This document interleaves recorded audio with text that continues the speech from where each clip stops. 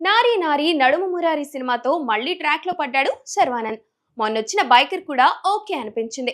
ఇప్పుడు చేయబోయే సినిమాలపై ఇంకాస్త గట్టిగా ఫోకస్ పెట్టాడు శర్వానంద్. తన చేతిలో ఉన్న సినిమాల్లో శ్రీను వైట్ల ప్రాజెక్ట్ ఒకటి. వీరిద్దరి కాంబో ఎప్పుడో ఫిక్స్ అయిపోయింది.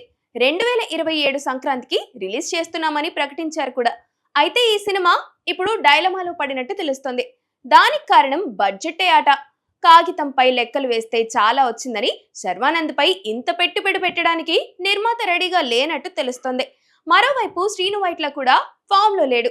వీరిద్దరి కాంబోపై ఎంత వర్కౌట్ అవుతుంది, దానిపై ఎంత ఖర్చు పెట్టాలి అనే లెక్కల్లో నిర్మాత తలా మునుకలై ఉన్నట్టు తెలుస్తోంది.